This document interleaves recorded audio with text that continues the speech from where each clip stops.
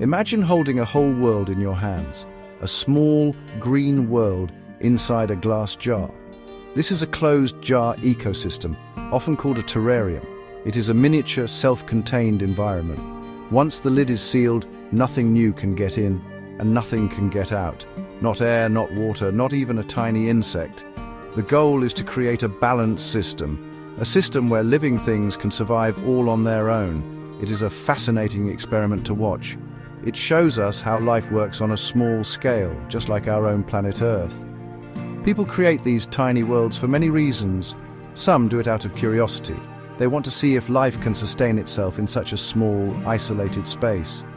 It is a way to bring a piece of nature indoors, onto a desk or a windowsill. For others, it is a living piece of art. The gentle green leaves and the dark, rich soil create a beautiful, ever-changing display.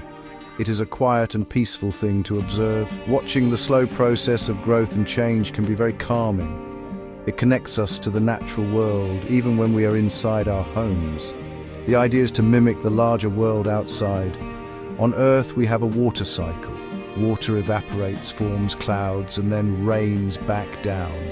Inside the sealed jar, the same thing happens. Water from the soil and plants evaporates. It condenses on the cool glass walls of the jar. Then it trickles back down to the soil, just like rain. This constant recycling of water means the plants should never go thirsty. It is a perfect miniature version of the Earth's own systems, a tiny planet in a bottle. To start one of these worlds, you need the right ingredients. You begin with a layer of small stones or gravel at the bottom for drainage.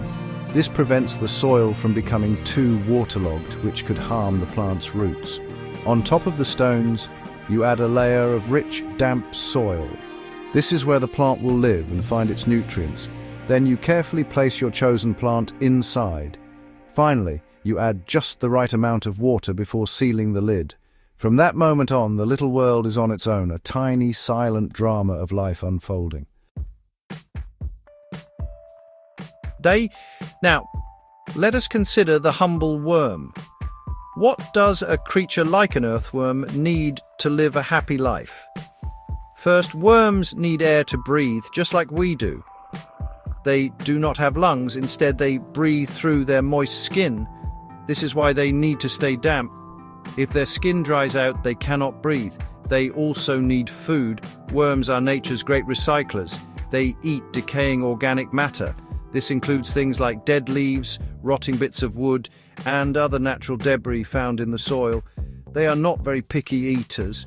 Water is also essential for a worm's survival. As we have seen, their skin must be moist to absorb oxygen. They get this moisture from the damp soil they live in. If the soil becomes too dry, the worm is in great danger. It will struggle to breathe and may eventually perish. They also need the right temperature. They do not like it when it is too hot or too cold. They prefer the cool, stable environment found a few inches beneath the surface of the soil. There they are protected from the sun and from freezing temperatures, happily munching away. Plants have their own list of needs. Most importantly, they need light. Plants use light to make their own food through a process called photosynthesis. Without light, a plant cannot grow. It will become weak and pale and will eventually die. This is why you always see terrariums placed near a window, but not in direct, harsh sunlight. They also need carbon dioxide from the air. This gas is another key ingredient for photosynthesis. They take it in through tiny pores on their leaves. Just like worms, plants need water. They absorb water through their roots, and it travels up the stem to the leaves. Water helps them stay firm and upright and is crucial for photosynthesis. Plants also need soil. The soil provides them with a place to anchor their roots. It also contains the important nutrients and minerals that they need to grow strong and healthy. These nutrients are like vitamins for the plant. Without good soil, a plant will struggle to find the building blocks it needs for new leaves and stems.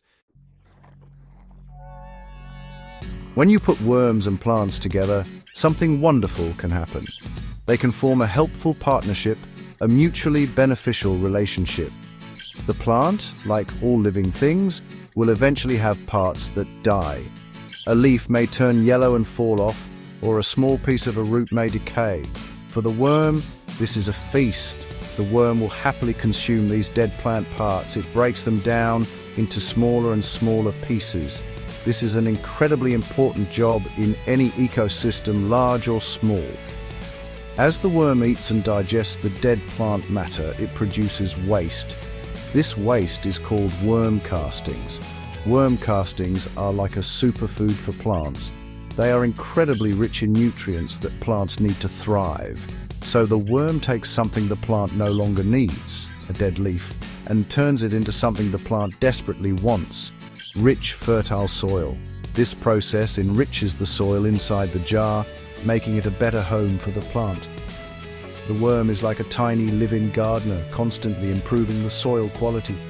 The worms also help the soil in another way. As they move and tunnel through the earth, they create small channels and pockets. This process is called aeration. It brings air down into the soil. Plant roots need oxygen to be healthy, and these tunnels help deliver it to them. The tunnels also help water move more easily through the soil, ensuring that it reaches all the roots. Without the worms, the soil in a closed jar could become very dense and compacted over time, which is not good for the plant. In return for all this hard work, the plant provides for the worm. It offers a continuous source of food in the form of its shed leaves and other decaying matter. The plant's roots and the soil around them create a stable, damp and dark environment, which is the perfect habitat for a worm. The plant helps maintain the moisture in the soil, which, as we know, is critical for the worm to breathe. In this tiny closed world, they depend on each other. The plant provides food and shelter, and the worm provides nutrients and healthy soil. Despite this beautiful partnership, there are significant challenges inside a sealed jar. The biggest problem is space and resources. A jar is a very small place. There is a limited amount of soil, a limited amount of water, and a limited amount of air. At first, there might be enough for everyone. The plant grows, and the worm happily recycles the waste. But what happens over time? The plant might grow too large for the jar, its roots filling every inch of space. The worm population might also grow if conditions are right. This leads to the problem of balance. The air inside the jar is a delicate mixture. During the day, the plant produces oxygen and uses carbon dioxide.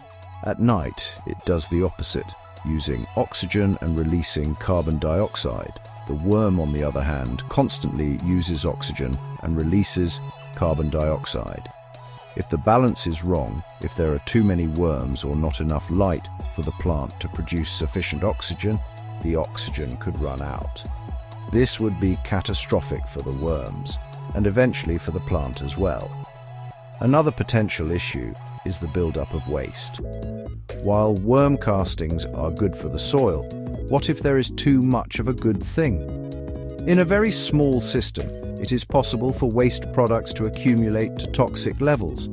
The system is so small that it has very little buffer against change. A slight imbalance in the population of worms, the health of the plant, or the amount of light can cause the entire system to fail quite quickly. It is a fragile world, far more so than the vast, resilient ecosystems outside the jar. So can worms and plants live together in a closed jar? The answer is yes, but only for a limited time, and only if the conditions are almost perfect. A large jar with a single, slow-growing plant and just one or two worms has the best chance. It is a delicate balancing act. The system can work, showcasing the wonderful cycle of life, decay, and rebirth. However, it is not a truly permanent, thriving world. Eventually, the limits of the small space will be reached, and the delicate balance will likely be broken. The experiment, while it lasts, is a beautiful demonstration of nature's intricate connections.